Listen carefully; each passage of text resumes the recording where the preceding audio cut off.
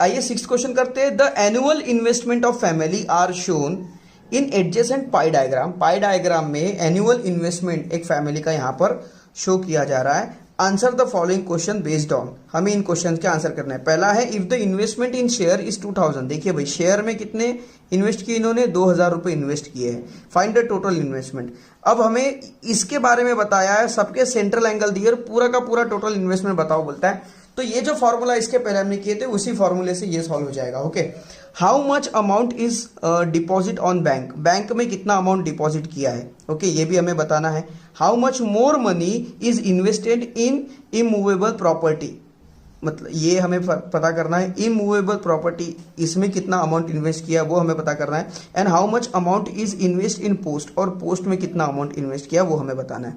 और यहाँ पे कितना किया वो पता है, पूरे में कितना किया वो हमें बताना है। ओके, तो यहाँ पर देखिए टोटल इन्वेस्टमेंट अमाउंट तो भाई हमें पता नहीं है। ओके, टोटल इन्वेस्टमेंट अमाउंट जो है वो हमें यहाँ पर पता नहीं है, तो इसलिए हम क्या करेंगे, टोटल इन्वेस्टमेंट अमाउंट यहाँ पर हम x मान लेंगे। तो लिखेंगे क्वेश्चन 6, और यहाँ पर आपको जब भी आप सॉल्व करेंगे भाई आपको क्वेश्चन और पाई चार्ट बराबर पूरा बनाना है। ओके, डायरेक्ट ऐसे सॉल्व नहीं कर सकते। यहाँ पे बुक में मैं मतलब आपको पाई चार्ट दिखाता हूँ और वही से सॉल्व कर लेता हूँ। तो अब यहाँ देखिए स्टूडेंट्स, पहला क्वेश्चन है if the investment share 2000 find the total investment. तो पहला लिखेंगे let the total investment be x. Total investment आप x मान लीजिए, सभी के लिए x ही रहेगा। ओके, अगर जहाँ जहाँ जरूरत पड़ेगी तो, नहीं तो फिर हम डायरेक्ट वैल्यू लिख सकते हैं। ओके, तो फिलहाल यहाँ पर फर्स्ट है, तो let the total investment be x। अब यहाँ पर सेंट्रल एंगल और इन्वेस्टमेंट इन शेयर यहाँ लिखेंगे जो हमें दिया हुआ है। इन्वेस्टमेंट इन शेयर, शेयर में इन्वेस्टमेंट कितना है 2000 रुपीज का। तो अब लिखेंगे central angle, central angle for share is equals two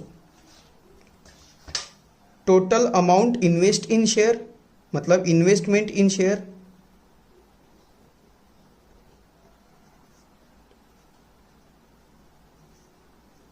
upon यहां पर टोटल इन्वेस्टमेंट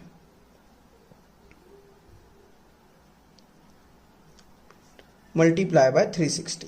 देखिए ये फॉर्मूला सभी के लिए इसलिए है, आप इसके मदद से इसकी वैल्यू निकाल सकते हो, आप इस टोटल की वैल्यू निकाल सकते हो, आप इसकी भी वैल्यू निकाल सकते हो, और आप चाहे तो एंगल मतलब भी निकाल सकते हो। ओके, जो भी है सारी चीज, ठीक है, तीनों चीजें आप यहां से फाइंड आउट कर सकते हैं। तो सेंट्रल एंगल यहाँ इसके लिए कितना है स्टूडेंट्स, शेयर के लिए देखिए 60% का सेंट्रल एंगल है। ओके, शेयर के लिए कितना है 60%। तो यहाँ हम लिखेंगे 60 डिग्री। तो यहाँ लिखेंगे 60 degree is equal to investment in share कितना है 2000, कितने में से x में से, वो तो हमें पता नहीं, वही तो हमें फाइंड आउट करना है 360। अब इन सभी वैल्यूज को उधर, अभी x जो है x को इधर हम शिफ्ट कर दें, यहाँ लिखेंगे भाई 2000 अपॉन 60 इधर आ जाएगा, मल्टीप्लाई बाय 360। 0 से 0 कैंसल, 6 से 36 6 टाइम कैंसल, और x is equals to 2000 into 6, ये आ गया स्टूडेंट्स 12,000। तो देखिए यहाँ पर जो टोटल इन्वेस्टमेंट हमें मिला है, total investment is equals to 12,000। तो टोटल इन्वेस्टमेंट हो गया है 12,000। अब टोटल की वैल्यू हमें मिल चुकी है, अब तो हम सारे के सारे क्वेश्चन आसानी से सॉल्व कर लेंगे। अब देखिए सेकंड क्वेश्चन क्या है हमारा यहाँ पर भाई,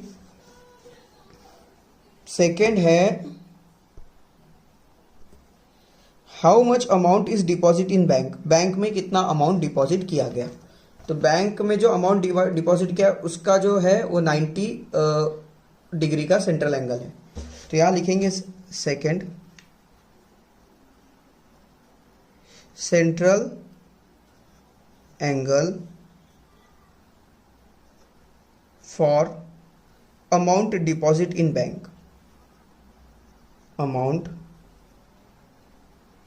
deposit in bank is equal to, okay, क्या आ जाएगा, मैं डायरेक्ट यहाँ पर बता दूँ आपको डायरेक्ट, ओके। तो देखिए ये हो जाएगा भाई, क्योंकि हमें अमाउंट निकालना है तो लिखेंगे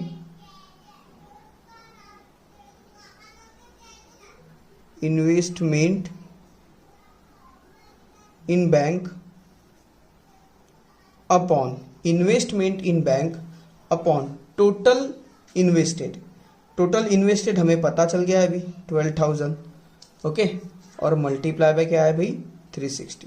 इसके लिए सेंट्रल एंगल था 90, टोटल इन्वेस्टमेंट तो हमें ये निकालना है, investment in bank we have to find it upon 12,000 multiply by 360। अब इस वैल्यू को इधर रहने, इन सबको उधर लेके चली जाइए, तो ये आ जाएगा 90 मल्टीप्लाई बाय 12,000 डिवाइड बाय 360, 0 से 0 कैंसल, ओके। और उसके बाद यहाँ देखिए भाई 12 से 36 3 टाइम, और 3 से 90 ये आ जाएगा लगभग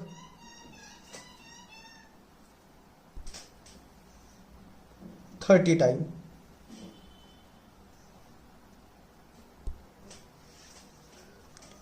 तो ये आ जाएगा भाई 30 टाइम कैंसल, 30, अरे यहाँ पर 12,000 लिखना था मैंने, 1,20,000 कर दिया, sorry students, 12,000।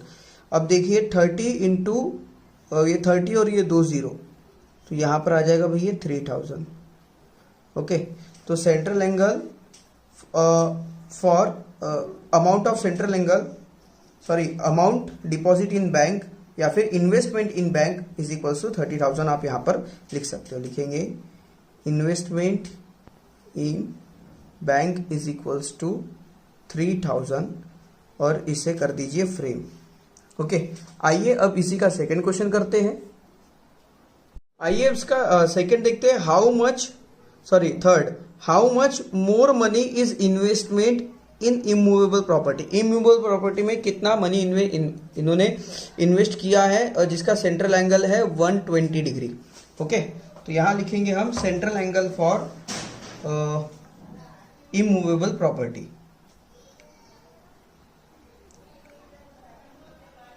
Central angle for immovable property is equal to investment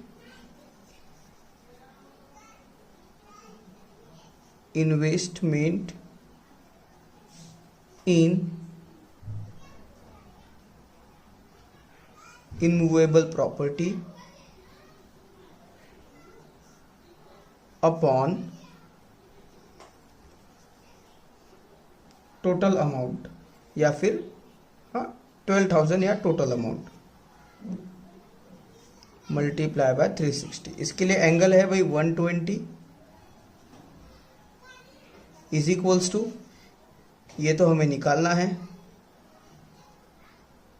investment in immovable property upon 12,000 multiply by 360। इसे इधर शिफ्ट कर दीजिए, 120 multiply by 360, sorry 120 multiply by 12,000 upon 360, 0 से 0 कैंसल, 12 से 36 3 टाइम, 3 से 12 4 टाइम, ओके। ये आ गया 40 और ये 2 0, तो ये आ गया टोटल 4,000, ओके। तो यहाँ पर लिख लीजिए investment in immovable property is equals to 4,000, okay.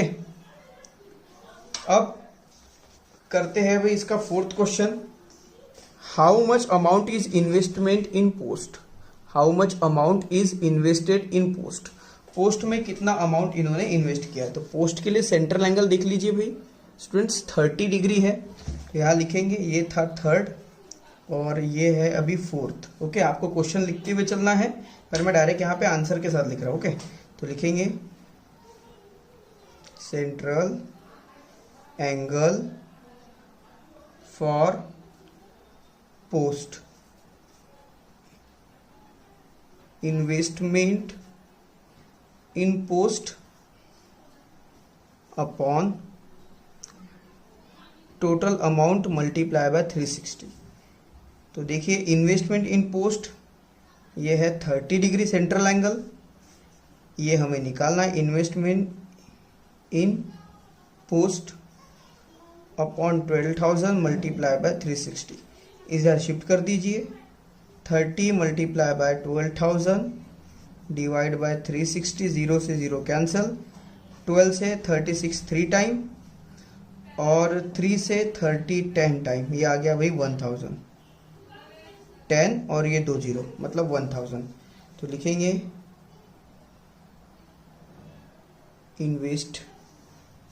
Investment in post is equals to 1000। तो देखिए स्टूडेंट्स, इस तरह से इसे सॉल्व करना था। ओके, आई होप दैट ये सारे क्वेश्चन आपके क्लियर हो चुके होंगे। थोड़ा सा लाइट का इश्यू हो गया है, इसलिए फिलहाल ब्राइटनेस कम हो गया है, सॉरी फॉर दैट।